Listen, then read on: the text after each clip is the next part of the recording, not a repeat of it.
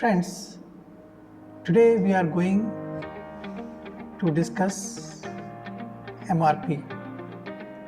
In our earlier session, you have seen how MRP gives the advantage to an organization. MRP means Material Requirement Planning. The importance of MRP you can understand with an example that suppose some guests are coming to your house and you will like that all guests should get the sufficient quantity of each course, whether it is a main course or it is snacks. So what you will do, you will try to estimate on the basis of number of guests the quantity of each item. Suppose we are talking about the vegetable, then what are the components of that vegetable? What would be the quantity of that items? Different types of spices, salt, the requirement of utensil or cutlery, all these things, then requirement of water, requirement of cold drink, all these things you will take. This is nothing but MRP or Material Requirement Planning. The same thing our manufacturing unit they also do, or the manufacturing company. If I take the example of a car, then if you explode the main product in a different parts, you will find the car is made up of engine assembly, your differential, chassis, glasses, tires, plastic parts. These are the sub-components. So if a manufacturing company wants to manufacture 10,000 cars in a month, then definitely the top management would like to determine what are the different quantities of tires, what are the different quantities of each glass product, what are the quantities of each plastic product, what would be the quantity of engine assembly. So in today's session, you will be understand the factors, you will be able to state the output of MRP, you will be able to explain bill of material and the master production schedule, and the most important part that after material requirement planning, now we talk about the manufacturing resource planning. This is nothing but MRP 2.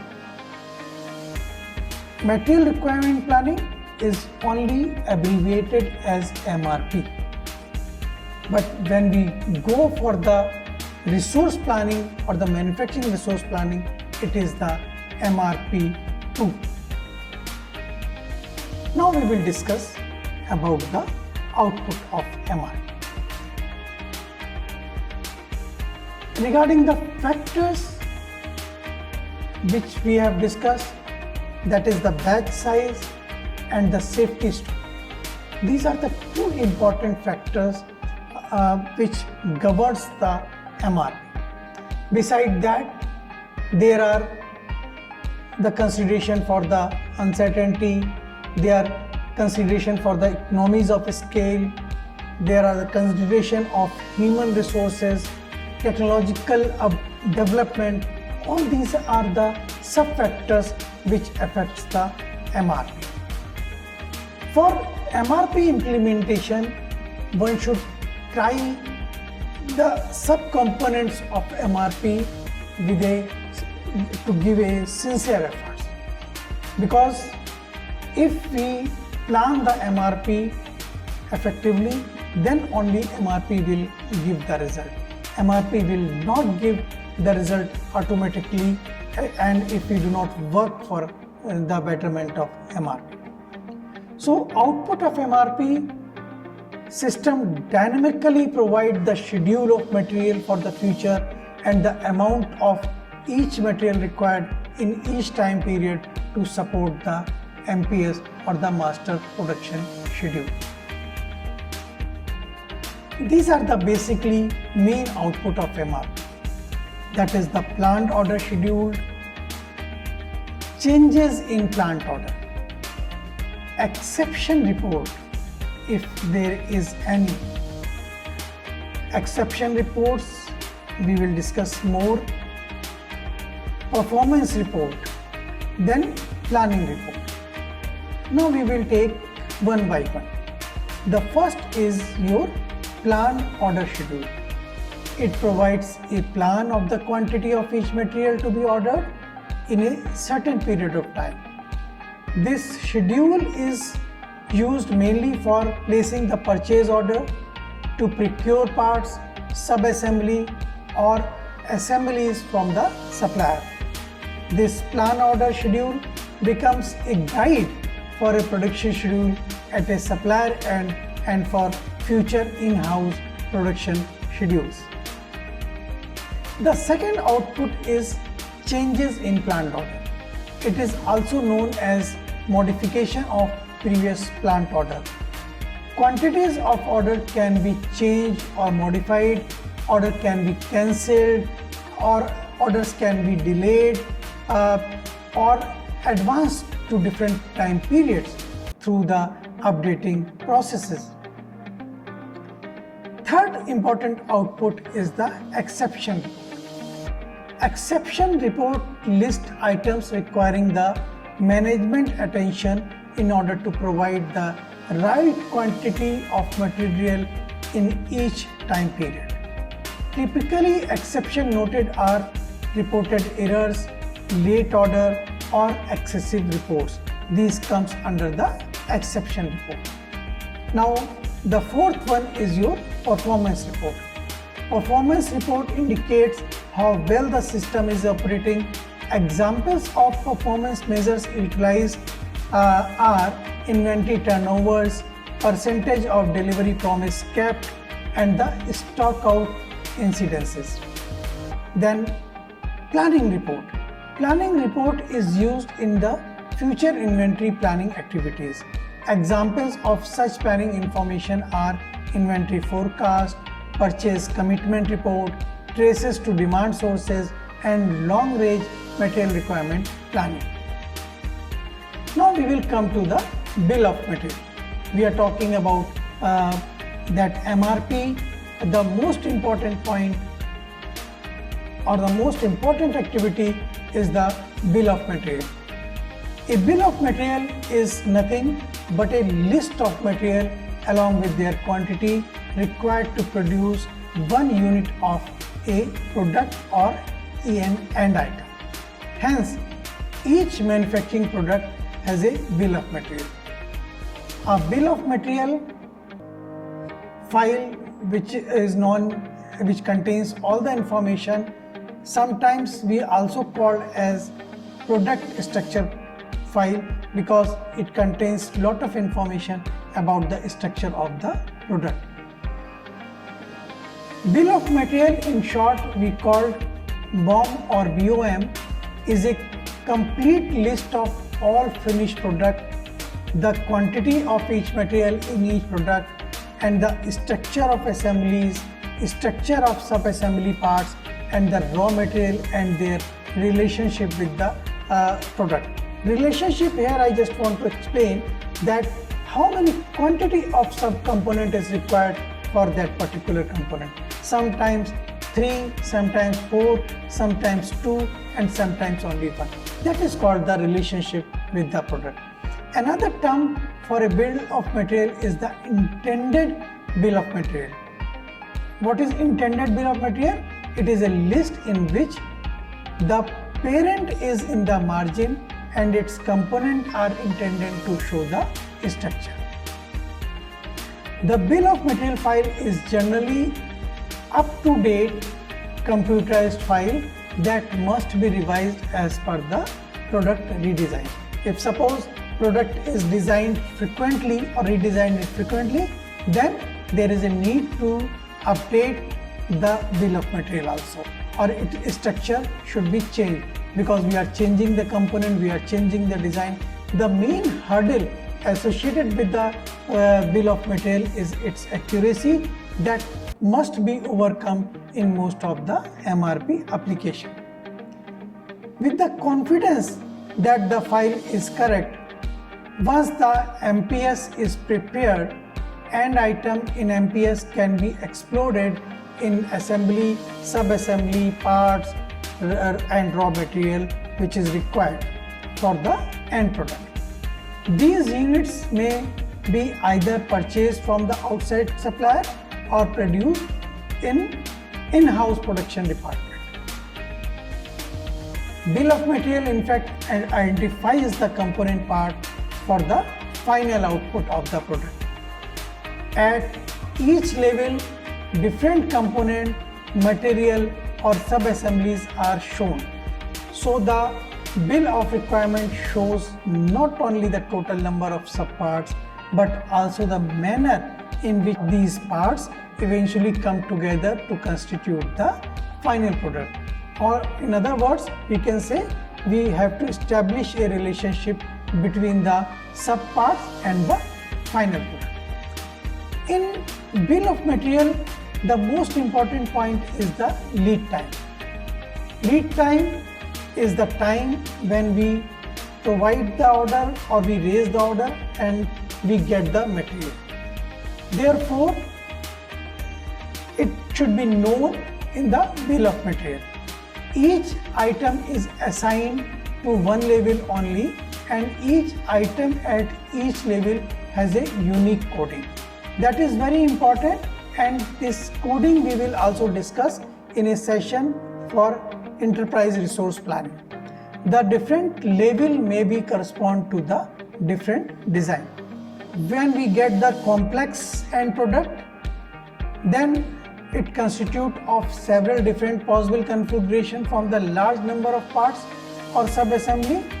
Then it is very useful to constitute a modular bill for the requirement structure. This provides you the bill of material which will give you that how a main component is exploded in sub-assembly or sub-assembly or the parts or sub-parts. Another component in bill of material or in MRP comes as a master production schedule. Basically, master production schedule is a line on that the master schedule grid that reflects the anticipated building schedule for those items assigned to the master schedule. The master scheduler maintains this schedule and in turn it becomes a set of planning number that derives the market requirement plan. It represents what company plans to produce and that is expressed in specific configuration, quantities and the dates.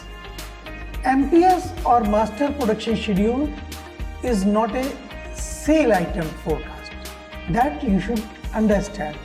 It is used for the planning the production, not planning the sale. Therefore, it represents a statement of demand. It must take into account the forecast, the production plan, and the other important considerations such as backlog, availability of material, availability of capacity, management policy, and the organization goals. The basic structure along with the different component pertaining to MPS should also be known with certainty. In aggregate planning operation, managers develop a medium range plan of how they will produce the product for the next several months. Now these plans contains necessary information required to manufacture the product, such as the amount of labor, amount of subcontracting, and the other sources of capacity can be used. It also engages operation manager to develop a short range production plan for the production of finished product, because now the production is at the last stage or the final stage. Therefore, there is a need for the short range production planning, which constitute of planning for the next several weeks. This will give you a basic idea how the production or the master production schedule looks like. In aggregate production plan of manufacturing unit is shown.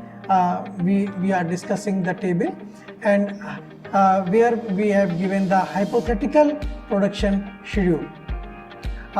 This is a table. We have given a model line for A, B, C, D, E, F, G, H, and this is the week. If you just see the top row, 1 to 2nd, which have been written in Roman numbers, they are basically your days. First day, second day, third day. It may be week, it may be month, it may be the year. So all these items which are required in each days are given for our aggregate production plan. If we again see, then we have exploded the component or the parts in the subparts. Just like, for example, for part A there are 2 subparts, for part B there are 3 subparts. So we have exploded each part, and then we have given the combined, and that is the master production schedule for the earlier production plan. So on the basis of production plan, production schedules are divided into the 3 categories. One is your long range production schedule, second is your medium range production schedule, and third is your short range production schedule. Now if we go for the long range production schedule, they are basically used to plan facilities and the equipment, major suppliers, and production process that becomes a constant to medium and the short range production plan. In case of medium range production schedule, we need to develop aggregate planning that include the plan for concerning employment, aggregate inventory, facility modification, and material supply contract. All these aggregate plans impose the constant on the short range production plan. The short range production plan are the plan for producing the final finished product or the goods or the end item which are used to drive the production planning. A product included in the master production schedule is divided into the 3 categories. First is firm customer order, second is forecasted demand, and third is your spare part. So all these 3 should be included in the master production schedule. Friends, we are discussing master production schedule, and when we are talking about a manufacturing company which is producing various type of products, so production in each category vary from company to company. Even if we are talking about a company, it differs from one production line to another production line. In some cases, one or more categories may be omitted. Companies generally producing assembled parts will have to handle all these three types of category which we have discussed, that customer order, forecast demand order and the spare part. In case of specific customer order, the company is usually enforced to deliver the item by a particular due dates to the sale department. In second category, production output quantities are based on statistical forecasting technique applied to previous demand pattern and that are estimated by sales staff or other sources. For many companies, forecasted demand constitutes the large portion of master schedule.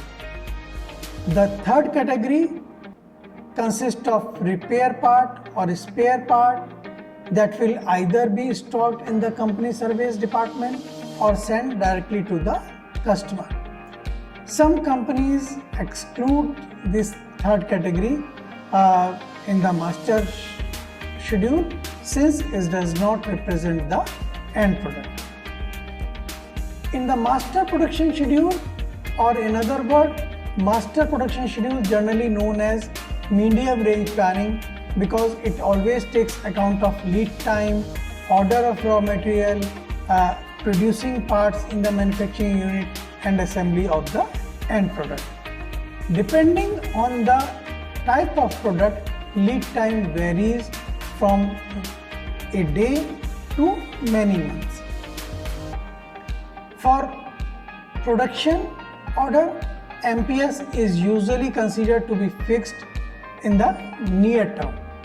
Changes are not allowed for a short period because it is difficult to adjust the production schedule within such a short period of time. However, adjustments are allowed for a long period. In this period, manufacturing units are trying to cope up with the changing demand pattern or new products are to be or are introduced in the demand. If we are talking about the aggregate production plan, it is not only the input that controls the master production schedule, but it may affect the demand of a new customer order and changes in sale forecast over the near time. A manufacturing unit produces two products. Now we are taking one example of a company which is producing two products M and N on a produce to stock basis. They are producing or make to stock condition. The estimated demand for the product M and N over the next 6 weeks is given in the table we are showing you next. Now on the left hand we have given the sources of demand, and you will find in the second row we have given the week number, and this is basically for the product M. So on the last row we have given the total demand for product M in each week, that is 30, all these things. Now we have given the same table we have repeated for product N, and again we have given the total product demand for N in the last row. Now we will discuss each case. The amount for the safety stock for product M is 50 and for product N is 40. And it is my advice that you should refer the table 3 and 4 while looking at the explanation. The fixed lot size for M is 70 while fixed lot size for product N is 80. The beginning inventory for M is 90 while beginning inventory for product N are 30. Now we will make the master production schedule for product M and N. In both cases, we need to take the total demand. We will consider the beginning inventory and then we will determine in which week the ending inventory would fall below the safety stock. and thus required the production and schedule a lot of product to be produced during these weeks. Now table 5 will give you both number of products for M and number of products for N. In the second column, we have given the total demand in the beginning for M and total demand for N. So whatever we have explained in the earlier slide, that we have summarized in table 5. Now it is the master production schedule for product M. The second column will give you the beginning inventory, third total demand, then balance, then required production, and then finally the end inventory for the each week. Similarly, if we see, then in week 1 the balance exceed the desired safety stock. Therefore, no production of product N is needed. If we see in week 2, the balance is also enough to provide the desired safety stock, so no production of product M is required. In week 3, the balance would actually be negative if production of M were not scheduled. Therefore, a fixed lot size of 70 product or the quantity is scheduled for the third week. In fourth week, the balance would actually be negative if the production is not. Again, we will go for the production of product M in the fourth week. Now if we come to the fifth week, the balance is again negative, and then again we are going for the production of 70 items in the fifth week. Same thing is true with the sixth week. So that is the MPS for product N. Same thing is replicated here, but with the description for product N. Now we will go for the explanation for product N. If we see the week 1, the balance exceed, so no production is required. In week 2, we are feeling that there is a negative, so we will go for the lot size of 80. In third week, again there is a enough quantity, so we will not go for the production. Now in fourth week, again there is a negative, so we are going for the production of 80 batch size or the lot size. Now we will come to the fifth week. Again there is a negative, so we will go for the production of lot size of 80. Similarly, for week 6, the balance would actually be negative and the production of N are to be scheduled. Therefore, a fixed lot size of 80 number for product N is scheduled in the sixth week. So we have seen the development of MRP that seek to address some of the shortcomings.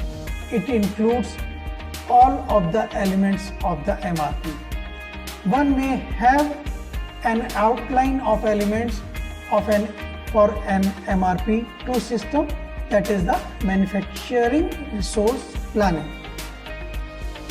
In case of MRP2, we are seeing the flow chart for MRP, and you will appreciate that in MRP2 we are talking about all the division, whether it is a finance, marketing or production. But the difference between MRP and MRP2 is that MRP2 is a closed system. There is a provision of a feedback in case of MRP. If you just see that picture, in the several cases we are providing the feedback. If there is a problem, there is a feedback. If there is a problem, there is a feedback in each case or in each stages of MRP2, that is the manufacturing resource planning. In case of manufacturing resource planning, we are including the 4 major component extra as compared to MRP. The first is feedback, second is resource scheduling, third is batching rule, and the fourth one is software extension program. So let us see one by one. In case of feedback, the MRP2 provides the feedback from the top shop floor environment on how the work has been or has progressed to all levels of schedule, so that the next run can be updated on a regular basis. For this reason, it is also called as closed loop MRP. In resource scheduling, there is always scheduling the capability within the heart of the manufacturing system that concentrate on the resources that plant and equipment required to convert raw material into the finished product. For this reason, initial MRP is now termed as manufacturing resource planning. The advantage of this development are that the detailed plan can be implemented to the shop floor and can be reported to the operator, which put forward much tighter control over the plan. Moreover, loading by the resource means the capacity is taken into account. The difficulty is that the capacity is only considered after the MRP schedule has been developed.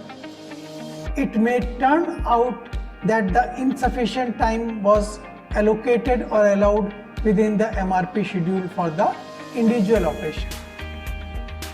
In batching rule, we provide normally the software package, and the 3 of the most important rules are followed: lot for lot, EBQ, economic batch quantity, and the part period cover. Lot for lot batch means the batches that matches the order. Therefore, if a capacity is planning to make 10 of product M followed by the 20 of product M, then the batches throughout the process will match this requirement. If both N and M required 2 of certain subassembly, then it will be made in the quantities of 20 of N and the 40 of M. It is the batching implicitly followed in basic MRP. In economic batch quantity, we normally talk about the batch size is calculated by a formula that minimizes the cost through balancing the setup cost against the cost of the stock. In case of part period cover means making batches whose size cover a fixed period of demand. A policy of making a weak requirement in one batch is an example. Again, the software extension, we use the several software programs in implementation of MRP2. Some of these are designed to help the scheduling process. Some of them are important in rough cut capacity, that is called RCCP, rough cut capacity planning, an initial attempt to match the order load to the capacity available by calculating the load per resource. Overload are to be identified and orders can be moved to achieve a balance. This has been described as a knocking the mountain in the valleys. When we are talking about the software extension program, we have to add certain application in case of MRP for MRP2 package. For example, it may include an option for entering and invoicing the sales order. Another important or the common extension in stock recording, and third is cost accounting. The full MRP2 implementation can therefore, it is basically an integrated database for the company. In today's session, we have covered basically manufacturing resource planning, how you are going to implement MRP, what is bill of material, what is master production schedule, all that we have discussed.